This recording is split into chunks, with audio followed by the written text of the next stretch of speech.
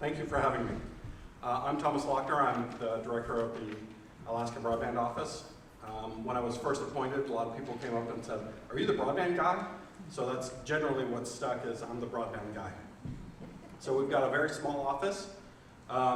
It's me there. We just hired an administrative specialist and a tribal liaison. And we have, I don't know if any of you were familiar with the broadband efforts prior to me coming on, but a senior project manager out of the Department of Commerce and Economic Development, Lisa von Bargen, carried the water. And so she's matrixed into the office to keep that continuity.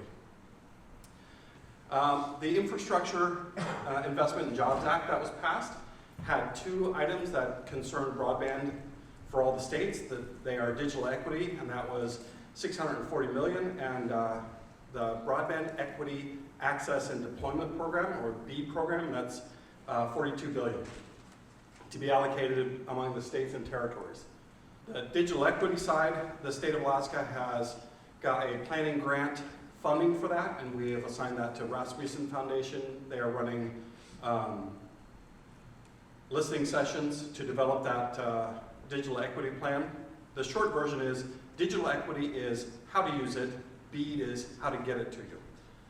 So there's one on the 17th in Seward, a listening session that Rasmussen will be running. I will send you the information. On the BEAD side, like I said, it's $42 billion. Each state gets $100 million off the top. Then they allocate it in two different tranches. The second tranche is going to be high cost. They haven't defined that yet. And the third one will be the unserved locations in Alaska over the total number of unserved in the nation.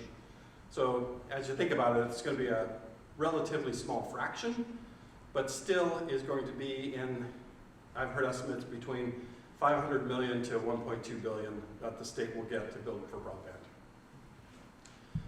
This is the timeline that we're under. We got our Broadband Equity Access and Deployment, our BEAD grant award, on the 11th of November.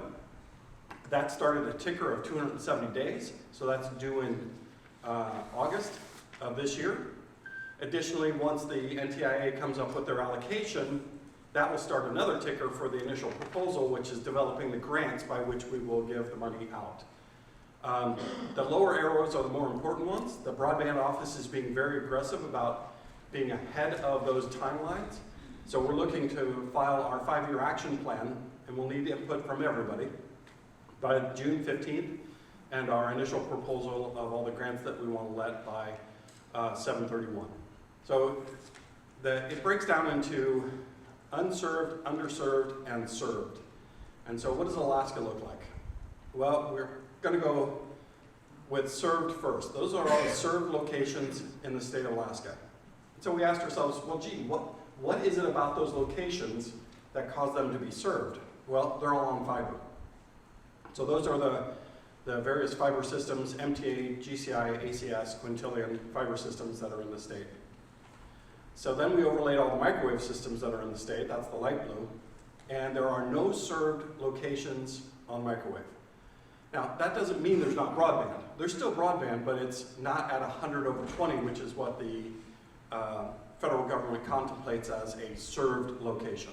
Then there are projects that have been let, both through the NTIA and the USDA, those are those light blue dots, to build out further in the state of Alaska.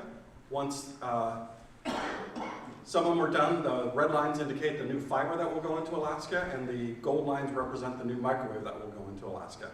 That then leaves the underserved and the unserved left. And so that's the State of Alaska Broadband Office's charter.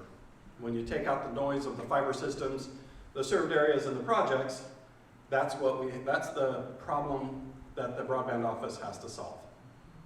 So, how do we get there from, go ahead. What's the definition of broadband? Broadband is 100 megabits download, which is getting your videos off YouTube, and 20 megabits upload, which is posting my grandkids' pictures onto Facebook. So now I'm going to take, and this is important to all of you, is I'm going to go from a 451-mile view. Go ahead.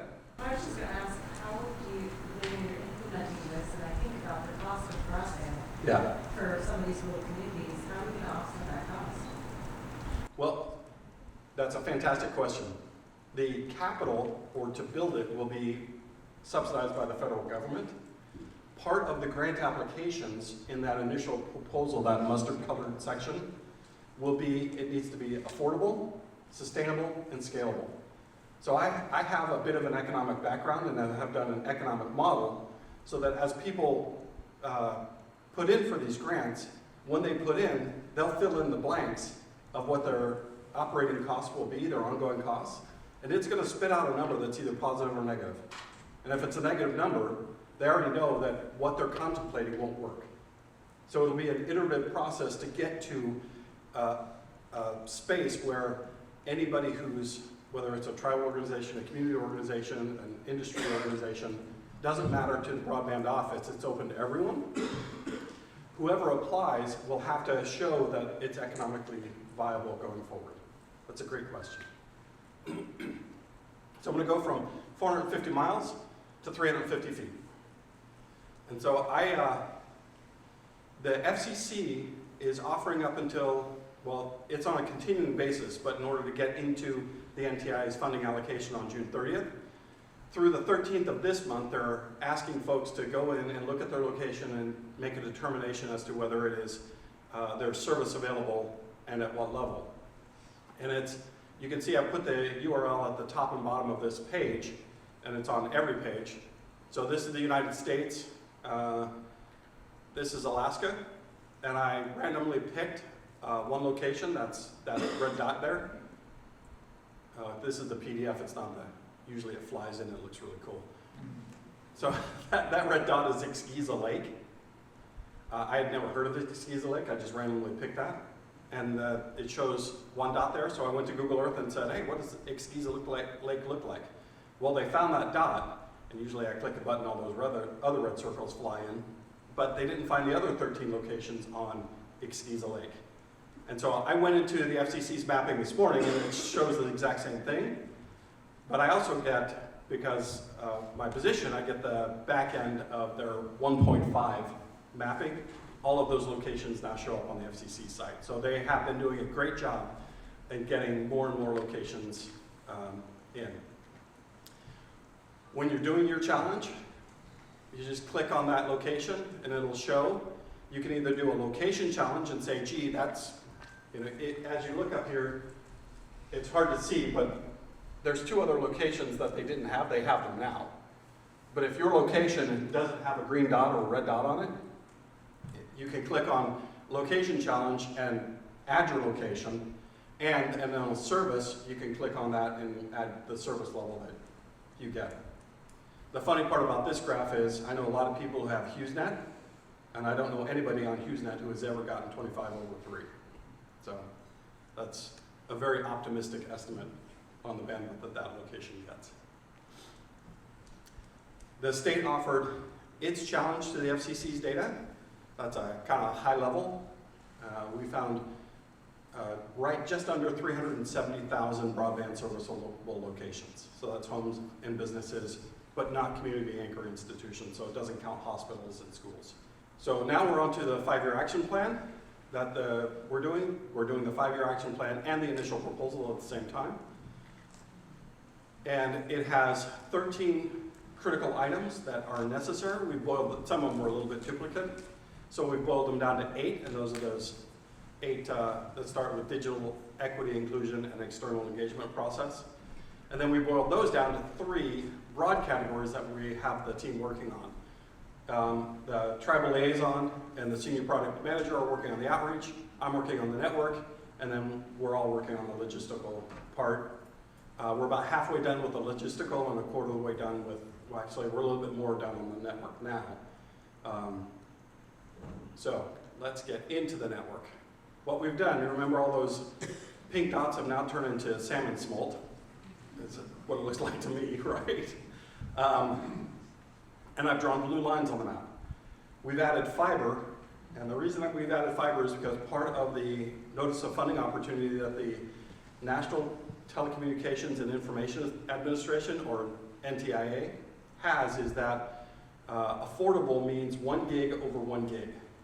And so everybody asked me, well, what about SpaceX or Starlink? And Starlink is a fantastic stopgap, but Starlink won't do symmetrical at 1 gig down, 1 gig up. So what we're planning for is that until new and different technology comes out, that's really only accommodatable by fiber. So we've added a whole bunch of blue lines to the map. We've done an estimate on a broad gauge of how much that will cost. And now we're just refining. We will get this out to anybody next Monday, out to anybody who is interested so that they can poke holes in it. What I like to say is I want to propose the wrong answer to get the right answer. Right? It's easier to edit than it is to create, in my experience. So I'm going to say, hey, I'm going to do a subsea fiber to Hooper Bay. Actually, I'm going to do a subsea fiber to Seldovia. Let's just get that map out. So this is a zoom in of the Kenai Peninsula, right? From Tyonek down to Port Graham. What I've done to get to Tyonek, there's a high power line. This is not publicly available and not vetted yet, so you're getting a pre-thing. So please don't take that picture. I will have a vetted one out. But like to get to Tyonek, it follows the high power lines and just wraps over the high power lines to Beluga and then takes the pole line over to Tyonek, to reach Tyonek. It's a subsea fiber, and I don't know if it's hard to see, but each one of the systems, and I call them systems because they tend to go together, like up to Fritz Cove and Fox River is 30.1, the serial number is 30.1, 30.2, Seldovia is 30.3, Seldovia Village is 30.4, Halibut Cove is 30.5 on the serial number, because it makes sense that all of that get done together. It's going to be very difficult, going back to your point, to make the economic case to have a single technician for Halibut Cove. But if you can have a technician that can cover Fritz Creek, Fox River, Halibut Cove, Seldovia, Nanwalek, and Port Graham, now you're allocating that cost over a much larger consumer base. So, but there again, I may be wrong, right? Somebody may come and say, no, that's not how you do it.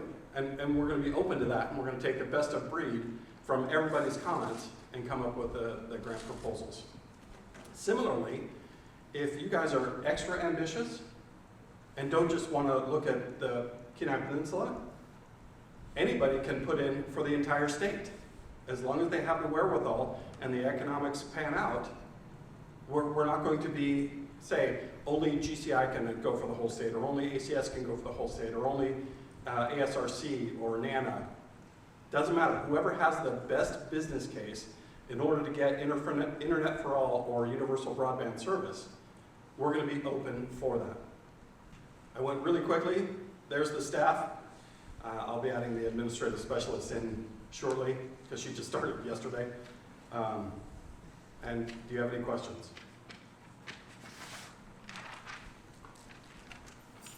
Go ahead. Where are you getting your workforce from to be technicians and do this it sounds very technical training? Hopefully within the local communities. And what we're doing is we have a meeting on Monday with the Department of Labor Commissioner, the president of the university, and then also Ilisavik, and there's a training center in Nome. If there's a training center down here, we'd like to invite them as well. What we want to do is we want to make sure that part and parcel to the 5-year plan, all of the workforce that manages all of this gets as close to local as we possibly can get. Go ahead. So this grant is you're looking for like businesses essentially apply to install and maintain these networks. That's what the grant money is now going towards? Not businesses. Any organization that can show that they have the wherewithal and the business case to be able to do it. So we're not exclusive to just businesses. It's the whole thing. It's the install, operations, and maintenance, and it has to be affordable. My three-legged stool of mantra of affordable, scalable, and sustainable. We don't want monuments that fall down in 5 years, or that nobody can afford. So that's the other reason why. Right? my previous company, Arctic Slope Telephone Association, did a ground lay fiber between Utqiagvik Barrow and Akasuk.